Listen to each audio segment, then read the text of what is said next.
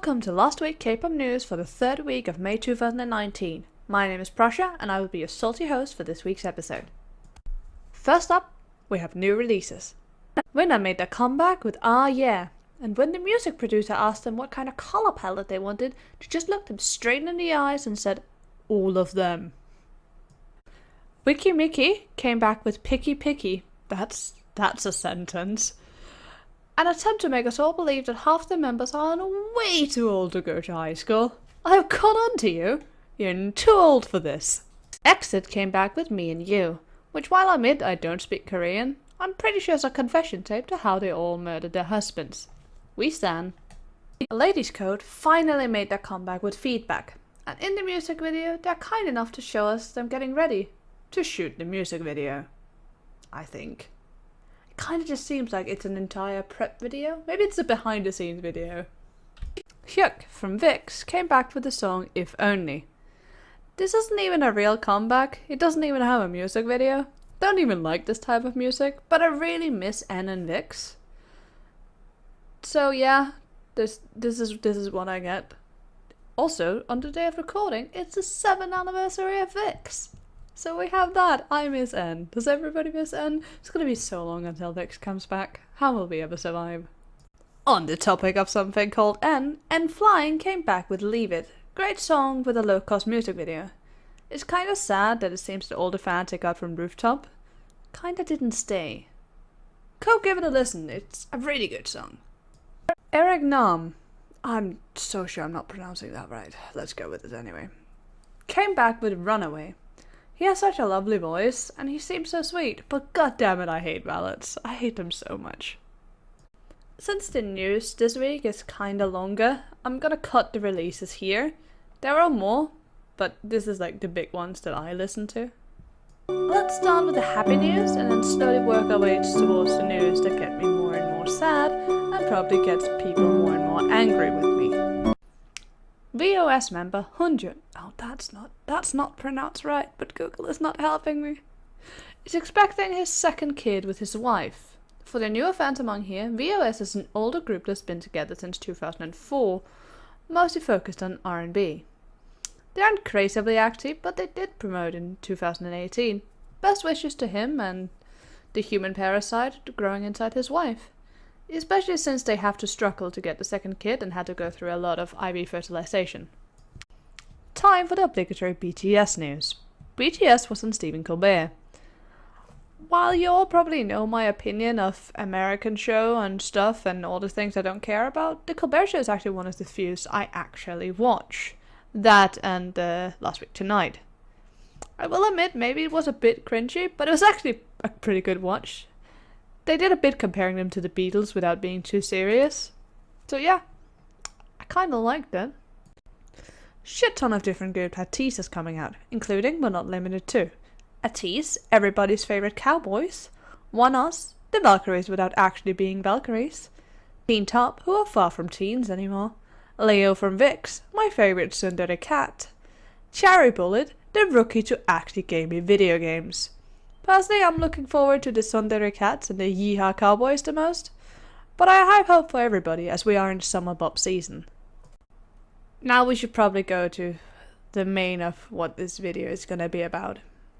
As most people are probably talking about at the moment, Starship Entertainment announced at the 17th of May that their boy group, Boyfriend, has disbanded.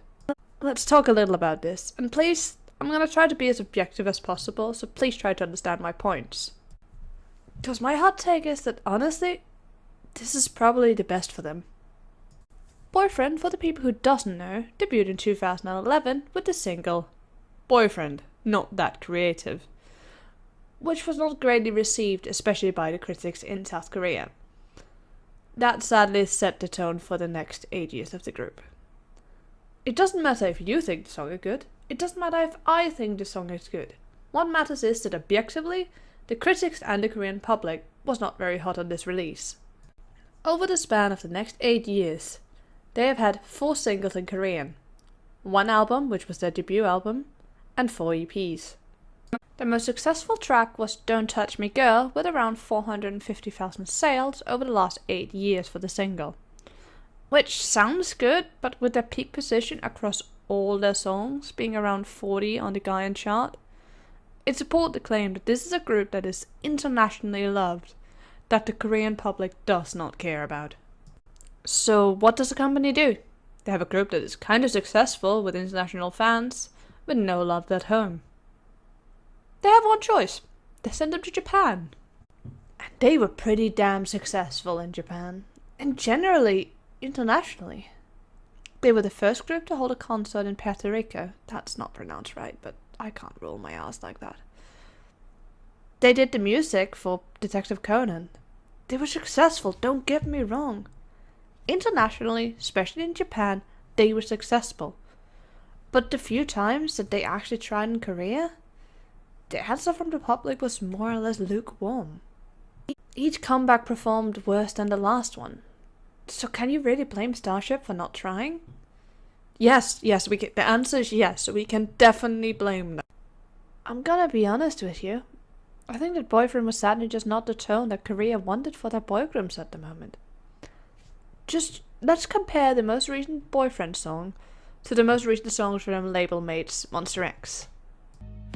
또다시 반복되는 하루 그 끝에 네가 내게 있다는 게 날 내 앞으로 나 끌어당겨 너는 날 앞으로 나 끌어당겨 모든 게 난 물속에 잠긴 것처럼 헤어날 수 없이 벌써 빠져. You see the difference? Is Monster X better than them? No. But they have a broader appeal in the current market in Korea. Which actually, that surprises me because I always thought Korea was how many ballads can we possibly have, but maybe this case study is wrong. Maybe I just talk out of my arse. Who the fuck knows at this point? Do I sound like a music critic? I do fucking computer science! You can argue that Starship didn't promote them right. Which yeah, I agree with. But why would they? Groups earn more money abroad. It's likely that Starship was losing money on their Korean comebacks. So they did the logical choice. The choice that made them money. They kept them in Japan. As fans, we always talk about how companies are unfair, how companies should do this and this and this. But in the end, a company's goal is to make money. Most of these companies have investors they need to make happy. Sadly, I don't think they give a flying fuck about the human element. That brings me to why I'm not surprised that they disbanded. As far as I can see, they chose not to re-sign, which is the logical choice.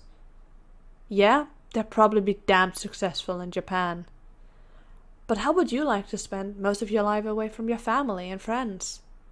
They have done that for almost 8 years now. And contracts are about 7 years. Would you want to do that for 7 more?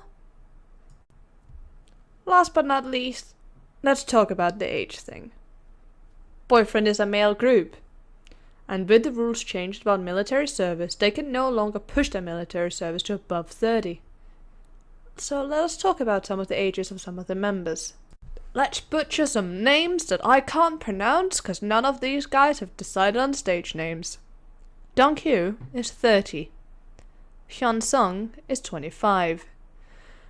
Nope, I'm gonna give up on names and just go with ages. 25, 24, 24, 23. The military's gonna come knocking on their doors, if they haven't already done that. Welcome to the end, ladies and gentlemen. This is the start of the fall of the Gen 3 boy groups. Keep your boys close, cause probably won't be here very long. So what can we learn from this? That we as internationally fans don't matter, that nothing you will ever do will ever have an impact. Time to get drunk at 2 PM on a Thursday, the only logical choice. Thanks for watching Last Week K-Pop News. I hope you had as much fun as me and that you aren't in a fucking midlife crisis as I am, apparently. Isn't it great to know that we don't matter, that we can't save a group, and all that really matters is how Korea feels? Feels great, right?